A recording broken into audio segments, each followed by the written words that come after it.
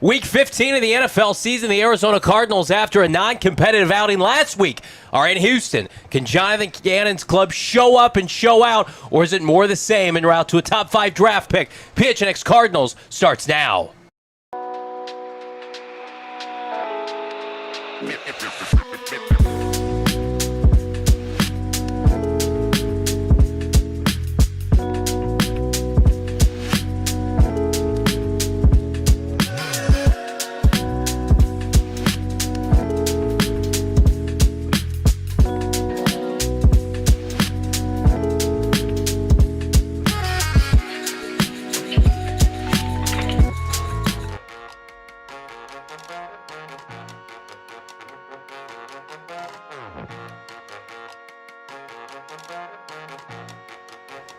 Hello and welcome in live from Gila River Resorts and Casinos at Wild Horse Pass. It's the PHNX Cardinals pregame show, your number one Arizona Cardinal podcast. I'm Johnny Venerable, joined as always by my co-host Bo Brock, Britton Golden, former Arizona Cardinal wide receiver in the house. Noah Man behind the scenes. What do the Arizona Cardinals have for us behind door number one as they go to Houston to take on the AFC South leading Texans, Bo, after the Cardinals for much the better part of the last month or plus have been non-competitive? You know, people ask us what gets us up to do these watch-alongs, these pre-games.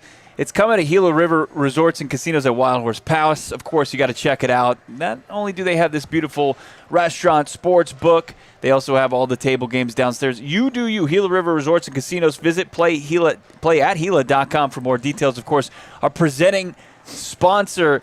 And Britton, the Cardinals down big at the wide receiver position again. Michael Wilson expecting a big game. I mean, it's all hands on deck at this point. What you never really experienced this. You guys won a lot more games than this. I don't think you guys had a lull like this where you're just kind of scraping the bottom of the barrel. But I mean, you've been in locker rooms obviously before.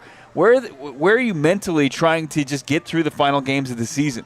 I mean, you've seen it. Like my rookie year, I was in Jacksonville for a few weeks, and they finished 2-14. Okay. Right? Yeah. You can kind of feel the locker room, the setting of the guys in there. Like, you still got to come to work, and you still, you got to practice. You got to get ready for your game on Sunday. But just the vibe for everybody.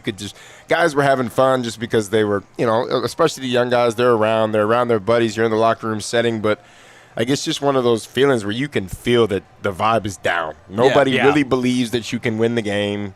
Even if you do and you say it and you're trying to get everybody riled up and hyped, nobody really believes that. It was so much different to when I got to Arizona, right? I mean, the guys, we're healthy for the most part. Mm-hmm. Right? Our receiver room never really took too big of a hit for too long. It might have been one guy here or there, but, I mean, there was just a different vibe. And what Bruce Arians brought to the table, like, it was win. Like, and his biggest thing was you never lose 2 in a row. Mm-hmm. You can't lose 2 in a row.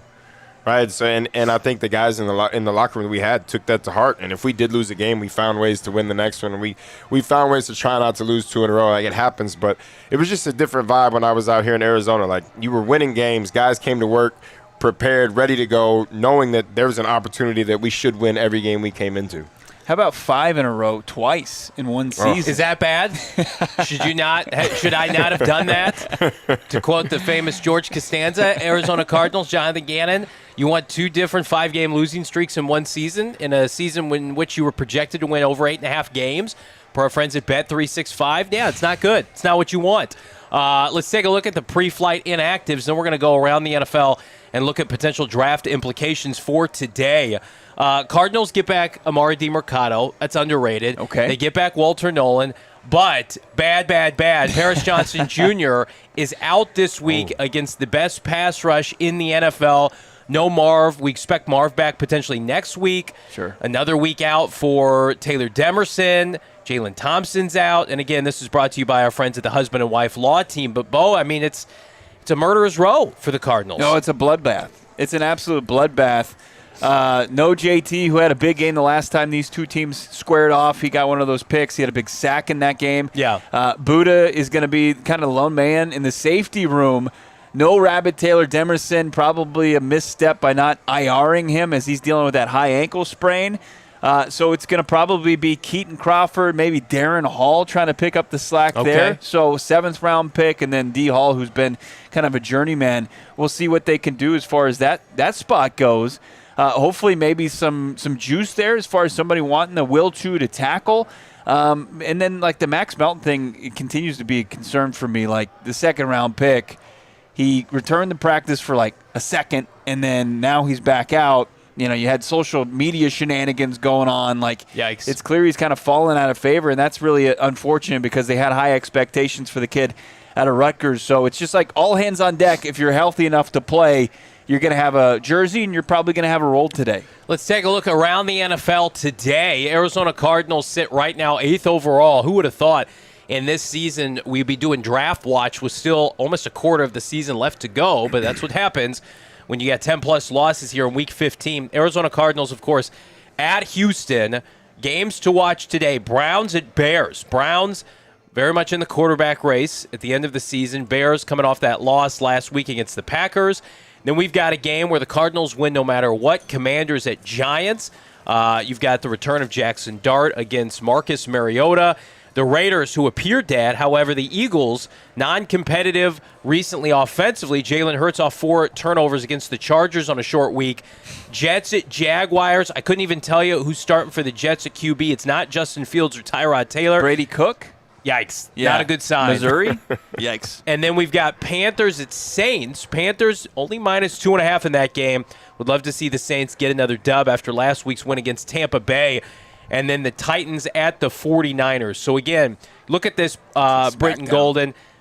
Is there one game that you feel like the Cardinals could benefit from, that you've got an upset on your mind?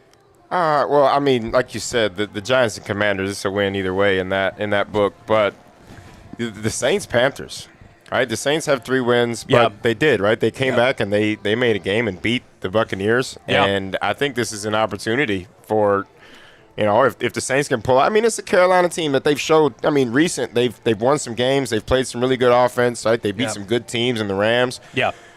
But it's still the Carolina Panthers. This is still the team that lost to the Arizona Cardinals.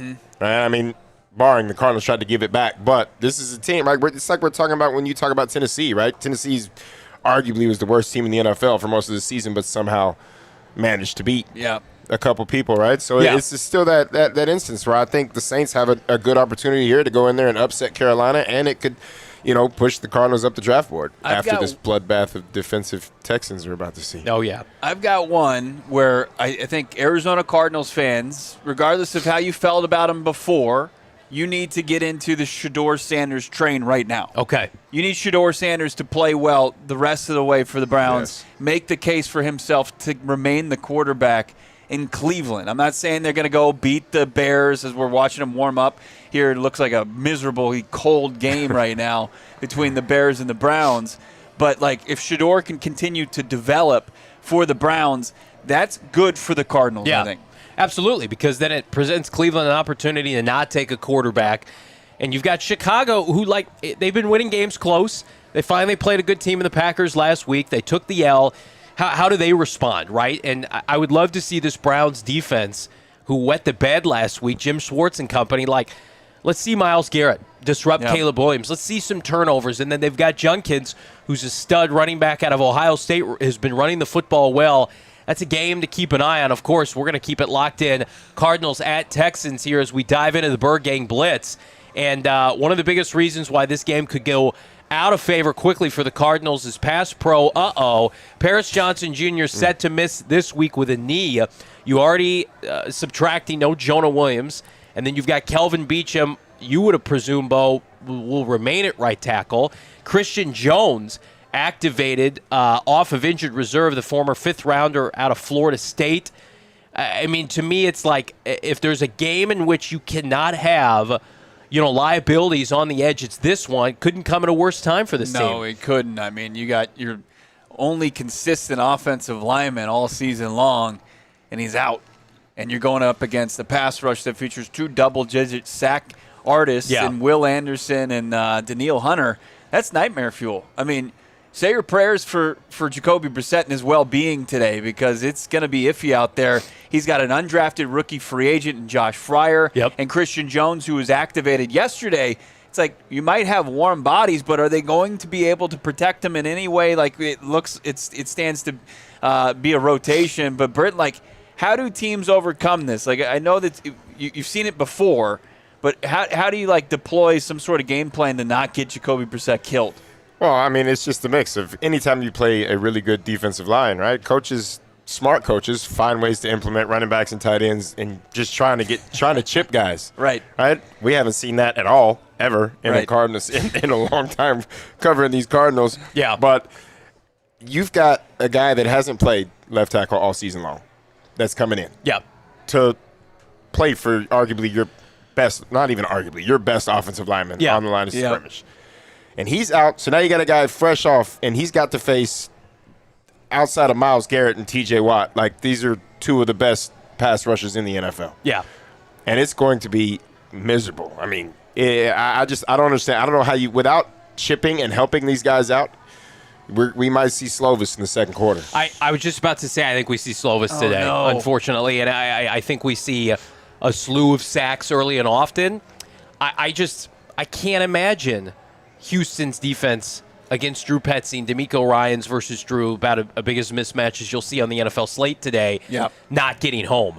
And, again, Christian Jones, if that's your solution today, with all due respect to the once fifth-rounder, he has been one of the worst offensive linemen that we've seen the Cardinals try to develop in 2 years. He's been miserable in the preseason, and if he's fresh off the street, coming in and having a week or two worth of practice against Will Anderson and Danielle Hunter, I mean, it's going to be really difficult for Jacoby Brissett, who's already semi-immobile, to be able to evade that pressure. I don't know how they combat it, Bo. Yeah, I mean, it's going to be a long day. It's going to be a very long day, as Britton said. I mean, at least you got your Mercado, who's your best back and pass pro, and it's going to be, you're probably going to see, what is it, the extra tight end, which is the eligible tackle, who's going to be in there. Like, you got to find ways to circumvent it.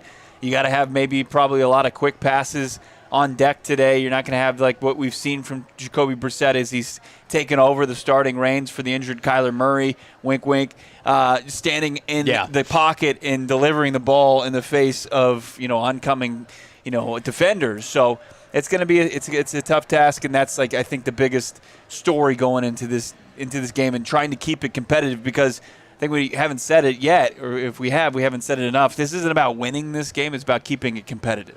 One player that can help you do that, Michael Wilson, who has exploded in recent weeks in lieu of Marvin Harrison Jr., who's been shelved for numerous reasons. Michael Wilson, is he for real? Britton Goldie goes against Eric Stingley Jr., who's a phenomenal corner for Houston. A lot of people are kind of casting doubt on Mike Willie and his production, saying it's garbage time, it's when the games are decided, and some of that may be true. But what do you need to see from Michael Wilson, especially in the first half of this game, to prove to yourself and everybody out there that he is capable of being, a top-flight receiver for this Cardinal team? I think it's just a little more of what he's already done, right? He's been in this situation where even last week, right? Yes, it was a non-competitive game, but the first drive, he had a couple good catches. He did it in the first half. Yeah. Made some good catches. He was working on starting corners, right? So don't get me wrong. A lot of these inflated numbers are garbage time numbers. Yeah. Yes, that is. But he's catching the ball and he's getting open in the early stages of the game, and he's making the plays. He's making tough catches and doing what you want across the middle, on the sideline, doing all that. He just has to stay consistent in this point. Continue getting open. You're going against one of the top corners in the league right now. Right? The guy is really – Stingley is really, really good at what he does. Right? So you just have to find ways to continue on the path that you've gone. And the wild thing to me is how you can't implement that with both of your top receivers in. But, I mean, if Marvin Harrison's out, we just have to continue to see Michael Wilson continue to progress. I do think DeMercado and his return to the lineup helps even things out a little bit, Bo, from a run game standpoint. Yeah. So maybe you can mix in a little bit of play action. But it's going to be Mike, it's going to be Trey McBride or bust of how this team's going to be able to move the football through the air. Yeah, it's just rinse and repeat of last week. You just got to you can't have that lull that you experienced where you went, 5-6 consecutive drives without scoring. Talking to Michael Wilson this week and throughout this experience and this opportunity that he's received and he's taken advantage of it, he mentioned something, and so did his wide receivers coach, pass game coordinator, Drew Terrell. Britton, maybe you could talk about this. Like, Michael Wilson said it's, like, exhausting being out there and having to be locked in on every play, knowing that the defense is focused on you. Yeah. He says he comes away just completely is just mentally exhausted from this. He's actually trying to take some time to get some extra sleep. Of course, he's a new father, but getting like 12 hours of sleep to try to avoid just being completely just crushed by this. But you don't think about it, like the mental toll it takes on you, having to, like, every play diagnose what the defense is going to try to do to take you out of that play. I mean, a lot of that is, you have to understand that comes with being the number one option. Yeah. Right? And that, like, there's guys that have been doing this for 10, 12. Like, Larry had to understand that. Larry did this for 17 seasons. Yeah. Right? Like, he lined up every game knowing that every single play they were going to put somebody over the top that they thought was the person that could cover him, but there was also going to be help. Right, I get it. It's got to be exhausting, right? I never experienced that part in the NFL. But in college, I did in college, right? And I'm with Division II, so you have to know that. But it's just the fact of understanding, like, this is it, bud. This is the top level. Mm-hmm. I know it's exhausting. I know it's tiring. But if you truly want to be recognized as a true number one receiver in this league, you have to understand that they are going to put their best defensive back on you, and there's going to be help. If you start winning early, there's going to start being help. You're going to be bracketed. You're going to be doubled. They're going to do everything they can to take you out of the game. Look at Trey McBride. All right, guys when you start watching the last 3-4 weeks, these teams are finding ways to bracket Trey. They're finding ways. The only way you're going to be able to get Trey the ball is if you get it to him early, close to the line of scrimmage. If not, we're going to try to take him out of the game and force you to move the ball someplace else. Michael Wilson, a silver lining for the Cardinals, as is this man, the returning Walter Nolan, 16th overall pick out of Ole Miss. Makes his return after a several-game absence, Bo, with a knee injury. Best way to keep this game close, the Cardinals defense, which has been a non-competitive unit for the last several weeks, show up and show out. Walter Nolan, there's no disputing. Cardinal team looks different when he's on the field. But again, how much can you put on 97 to disrupt, CJ Stroud and company, a Houston offense that can be inconsistent? Well, it's also going to be putting pressure on or slowing down that run game that isn't what it was supposed to be with Houston. No Joe Mixon for the entire season. You got Woody Marks, you've got Nick Chubb, who are filling in admirably, but they're not like game-breaking backs. I think that at Walter Nolan, if you can come in and slow things down and push them back and putting them in the third down, for God's sakes, get to that down. Yeah.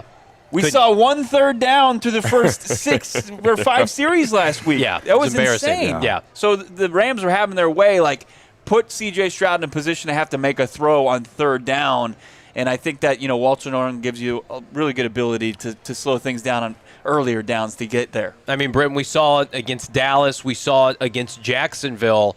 Like, he is their most disruptive defensive lineman. With all due respect to Calais Campbell, Josh Sweat, he just does so many things that open up opportunities for those guys to succeed. Well, that's the thing. It's not necessarily pass rushing for Walter Nolan, right? I mean, he's been really good in the run game, stopping the run, plugging holes, finding ways to make running backs bounce it or move it out, which in turn, that's where your edge rushers and your linebackers can come in and help make tackles. But like you said against Dallas, he was just disruptive in everything he did. He was in the backfield.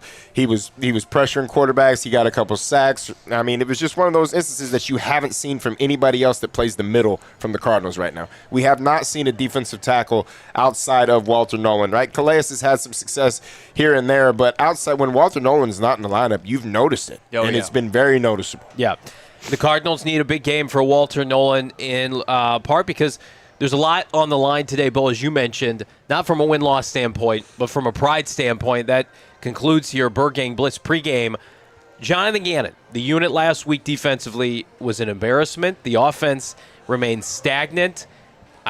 We previewed this all week, and it's one thing to lose, which Cardinal fans are like myself, numb to at this point. Right. But when you go into a game and you're a laughingstock, we've got, John Gruden, I finally saw the clip you were alluding to, basically pounding the table that the Cardinals were going to get beat so badly that everybody should run and take the then 8.5-point spread, which is now ballooned up to 11 with our friends at Bet365.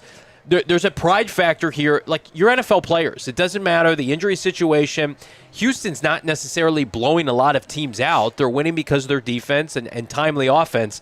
But, Bo, how big of a game is it for Jonathan Gannon to not have it duplicate last week's debacle? It's everything. Yeah. I mean, it's everything at this point. As you're a rudderless ship and you're just trying to dock at this point, you got to keep it close. You got to get it close.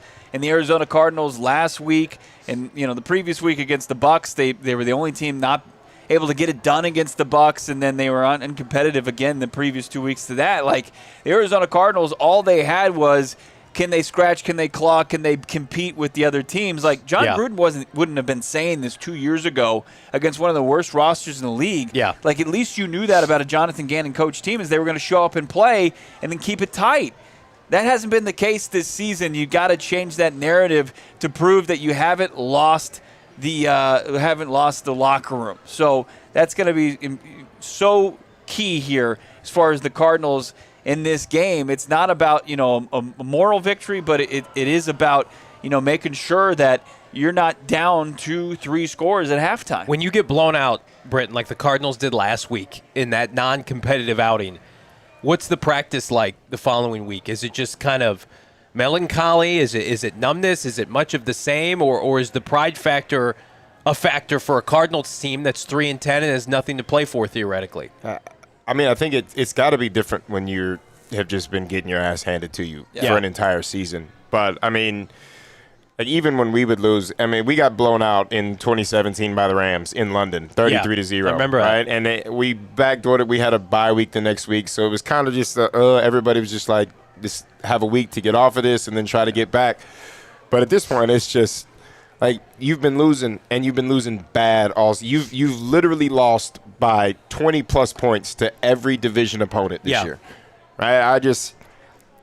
The pride factor of what you have today is you cannot, if you're Jonathan Gannon, you physically cannot get blown out today. Yeah. Because if you give up another 20-point loss, I mean, you're already, to me, I think he's already got to be out the door. And we've discussed this previous weeks. But if you lose by 20+ points today, I think they just need, you got to wipe it because it's just a bad situation. Yeah, it's blood in the water, chum in the water for this Houston team. And I think a lot of it's going to be predicated on how the Cardinals open up this first quarter.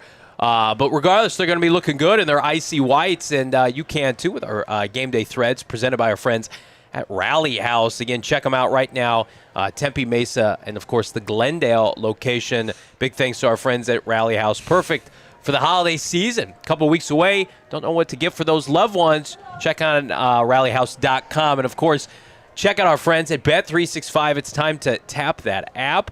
One of our presenting sponsors every single day, PHNX Cardinals. Never ordinary. Use the bonus code PHNX365. Download today. Get $150 in bonus bucks. All right, so I cooked this up in the lab this morning. After what happened with Puka Nacua last week and Nico Collins, who was on fire against Kansas City's defense. Yeah. Give me Nico Collins 2 touchdown receptions today. Jacoby Brissett over 36 passing attempts. It's assuming we see no Slovis. And then I like the under in 42.5 total points scored. So even with Nico Collins, 2 touchdowns, I firmly like that under. You get that plus 3,500 Britton Golden with our friends at Bet365. You like what you see? I mean, Nico could definitely happen. Definitely happen. And then what we've seen from Brissett, I mean, we're throwing the ball 40 times a game already anyway. Yeah. So, I mean, that's also assuming that you can keep him off of the ground, and healthy for 4 quarters. I don't know if that's going to be physically possible with the offensive line that you're putting out there today. But the under could happen, and that just depends on if the Texans go up big and just shut the Cardinals out. Right. I mean, on the flip side of that, the Texans could also have a day defensively and offensively and put up 42 points by themselves. So it's just that's a hit or miss right there. But I think the other two are pretty close. I mean, 2 touchdowns is hard for anybody. It doesn't matter who you're playing, but this defense, I think. Do you think the Cardinals score a touchdown today? Yeah, I think they will in garbage time. I think it'll be garbage time. Right. I think or it'll be a first drive like they did last week, and you just kind of catch everybody off guard, move the ball down the field, and put it in the end zone. That's just not the funnest parlay. I'm going to go with mine this week. Let's hear it. I mean, I'm just going to ride the hot hand. I'm still going to go. It's death taxes. Jacoby Brissett over 250. Okay. There's some good value there because of how good the Texans are on defense. Continue to ride the Michael Wilson train over 70 yards receiving. And then, this is hit every week. The opposing starting running backs found the end zone. Anytime tutty for Woody Marks. Let's see what you got in our Super Chats for today as you guys are dropping in your predictions. Get them in now. Desert Vulture, $5. Would be impressive. Rollins runs a hybrid 5-man line to force the pass, find a way to improvise. That would be a stark contrast to last week's effort when he had, 5 or 6 defensive backs on the field, and the LA Rams said, thank you very much. Brian, friend of the program, $2. Let's enjoy being 1-0 in Texas till this game ends. Yeah, it feels like forever ago since the Cardinals got that win in Big D. Bo and I already made our predictions. Blowout for the Houston Texans. Britton Golden, you got a final score prediction today. I mean, I have to go against your bet on the under. I think the Texans score a 40-burger today. Oh, my God. I think the Cardinals put up 17, and 14 of that might be in garbage time. Man, we've got a watch-along coming up here. We will keep our streak alive if that happens, of ending the watch-along early, if this is, 30-plus to nothing. And, again, defensive takeaways, defensive turnovers, I'm assuming, are in play with that prediction here. It's a tough time to be a Cardinal fan, Bo. Times are absolutely tough. I mean, they're watching last night's Heisman ceremony with maybe the optimism, like, hey, could they get a kid like that? Could they get any of the kids that were invited to the ceremony as finalists, or, Dante Moore? Can they be in on the top quarterback thing? My Joe Burrow dream died. It's officially dead and buried and gone. 3 days. Yeah, it was good. Took about 3 days. Yeah, I mean, it was nice. It was a nice little vacation from just doom and gloom for what it's been all season long. But that's what it's been. And the Cardinals have to at least change that conversation to an extent. They're not going to be able to change how this season has gone as far as suffering 2 5-game losing streaks and being firmly out of the playoffs before, December. But they've got to be able to, if they're going to talk about bringing Gannon back, they have to have more competitive performances, and it starts today. I'm going to read you a stat as we sign off here on the pregame show. Since Week 10 of 2024, the Arizona Cardinals are a combined 5-17. During that span, they are 0-13 against winning teams. It would be 0-14 should they suffer a loss today. Don't make us big losers. Join us on the watch along here. We're going to be live for the entirety of the game as we're hanging out here at Play at Gila. So stop on by, say hello. We got a full staff here and hopefully a full crowd for a robust slate of NFL games. We're going to be keeping you posted as it relates for everything draft implications, Bo. Ahead, Cardinals currently pick 8th overall. Yeah, got to get up that draft board today, so we'll be watching closely. And I think there might be just a part of the watch-along where Britt and I are going to exit the stage, and you're just going to weep into your microphone watching this game. You people just watch me eat in silence, I might just head down and play the slots for a little bit while you're crying. I think I'm going to go try to win me some money. All right. Everybody hit that like button. Subscribe to PHNX Sports here on YouTube. Big thanks for making us your #1 Arizona Cardinal podcast. Stick around here on YouTube. Watch along. Start slowly. It's time for Cardinals at Texans. All silly like the mayor.